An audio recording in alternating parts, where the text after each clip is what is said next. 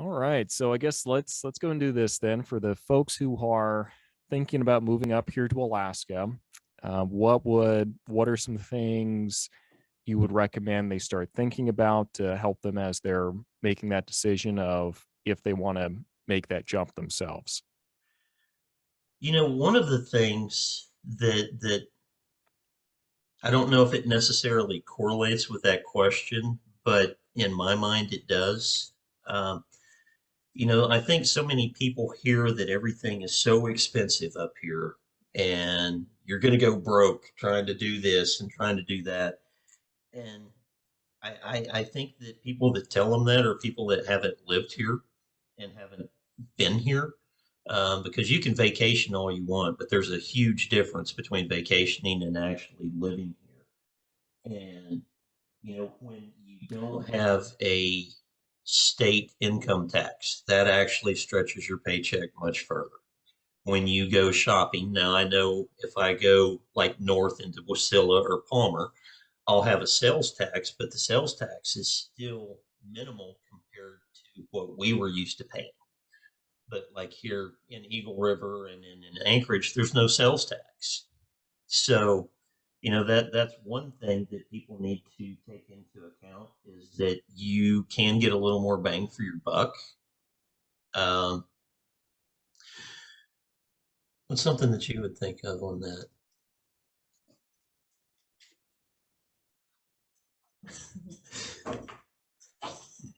Oh.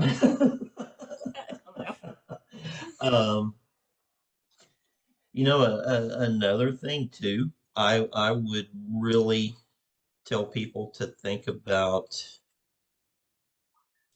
um, the vehicle that they drive.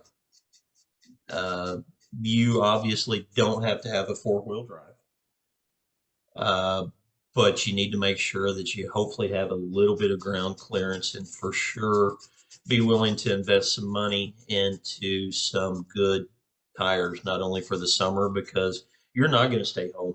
You're going to be driving. You should be getting out and doing things. And then in the winter too, uh, regardless of how well they do at maintaining the roads, there's always going to be a few slick spots and stuff like that. So, good tires, I think, are worth their weight in gold. Uh, Good example of that is Melissa drives a medium-sized SUV, and we still had some quote all-season tires that were from the lower 48, and she couldn't even get her car up into the driveway even after I'd used the snow plow.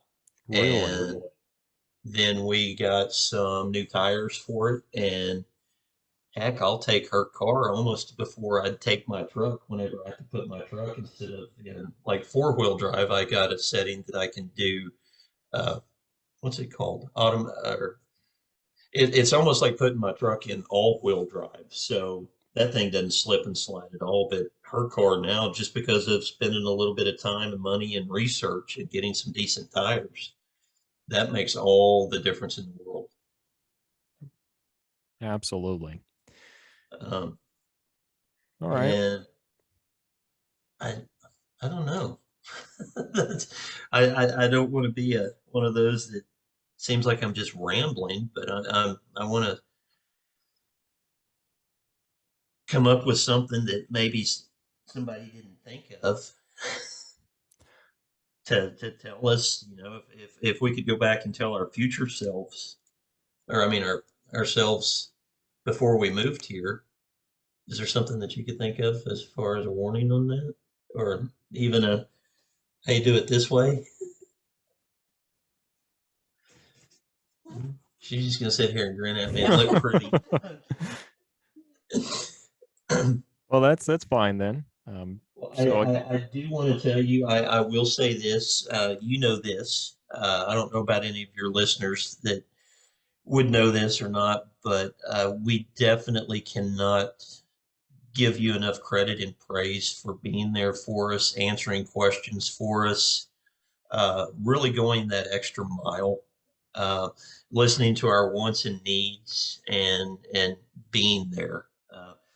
We actually discovered you and found you by watching some of your videos that were on YouTube, and that's how we kind of started educating ourselves, and then and then we got the opportunity to visit with you, and then you went to work for us, and that's definitely, if anybody's listening and just even kind of wonders what it's like, I'll tell you, Jamin is very easy to work with.